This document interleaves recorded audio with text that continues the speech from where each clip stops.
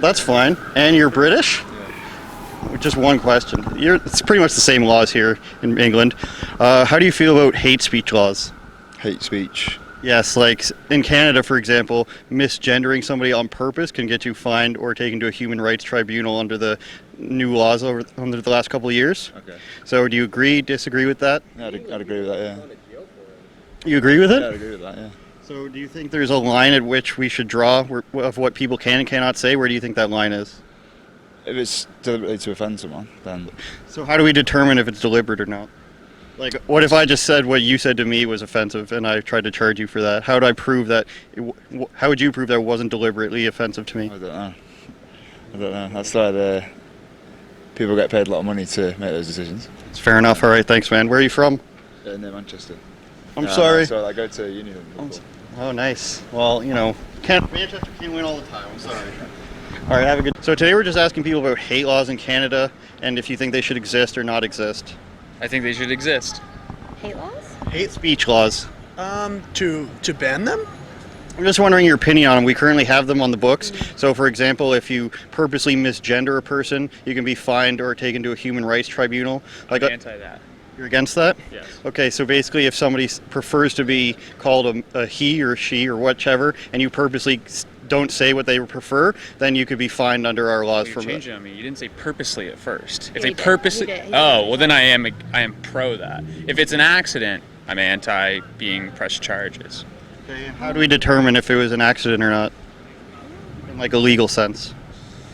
Oh, that's a good one. I don't necessarily think it should be fined if they're saying it, right? Like if it's just verbal. I think if it's coupled with like aggressive behavior and it's like more in a threatening way, then I think that it should be like I think it's malicious in general, like with malicious intent, because it can escalate really fast. Like words are super important, right? Like what we do as humans is talk and communicate. So, like I feel like you can't. I'm not a huge fan of like freedom of speech to the 100%. Like I think that things. To like the nth degree where you can just say whatever you want. This is my interview guy. Like I'm just not, and I grew up in the States and now I live in Canada and I've seen a lot of real damage done. I don't think you should just be able to willy-nilly. You should be held accountable for some of your words. If your words are behaviors. Toxic.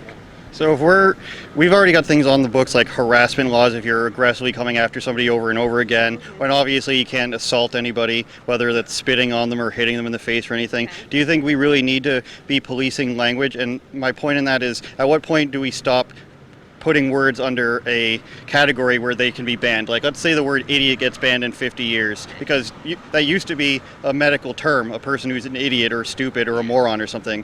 If enough people get offended by that, should we then be banning those words? Should we go with how the public opinion is at the time? Or should we just... I feel like it's kind of being on the safer side by letting everybody else, like if I say something mean to you, you're obviously not going to want to associate with me, or people aren't going to want to watch what I do or like what I do or support it in any way. So do you see where I'm coming from in that angle? Yeah. I think that makes it a bit clearer, because I can't really comment because I'm a white cisgender female. Why does your race matter in that? Because there's not that many I've never really experienced like hate terms. Honky cracker? Not really. I've never really, not personally, so no. But we can't base laws on personal experiences, No. can we? But I just feel like I don't think I'm a good representation of like being, I think you should talk to somebody who maybe has experienced it. Like what do you think? I've experienced racism against me, but I don't think my personal experience matters in that. Because if I go to like a foreign country where I'm the only white person there, I might be likely to experience hate. So I don't think my gender or my ethnicity or my race or whatever you want to call it. Are you anti? I'm against people being cruel to each other for sure, but I don't think we can start putting a list together of things that we can't say, because then we run into problems. You look like you got something to say. I don't think the regulation would actually help anything, because like language evolves. I mean, you look at every 6 months there's something new added, even faster now. Like to dictionaries, and like you can Google something and it's a verb, it exists. I don't think that'll stop anything. There's always going to be more hateful terms, and I have a lot of faith in society to do it itself. Like you said, as far as like, you should be able to be healthy enough to put boundaries up to where you don't associate with people committing hate crimes with their speech. I mean, I think if you start ganging up on people and harassing them, but like you said, if there's already laws in place for that, you should be able to be.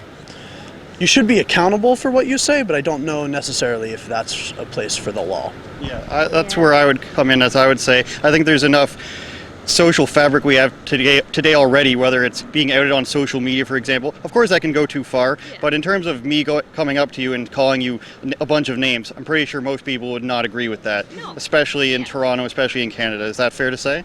I Correct. think so. And also, like, just there's so many other things for police to do. Sure. Like, what are you gonna do? Like, are we just gonna like not talk to each other for fear of like saying something that might offend? I don't know. I feel like it's just gonna be like everyone look down. Like, Very no true. one It's talks a to good each other point. in public, right? Anything else you guys wanted to add? No? Go Red No, Sox. cool. Go Sox. I'm sorry, I have one question, guys. Do you guys know what this sign means? Asshole. Yeah, okay. Okay. So people say that this is actually a hate term. It's a white power symbol.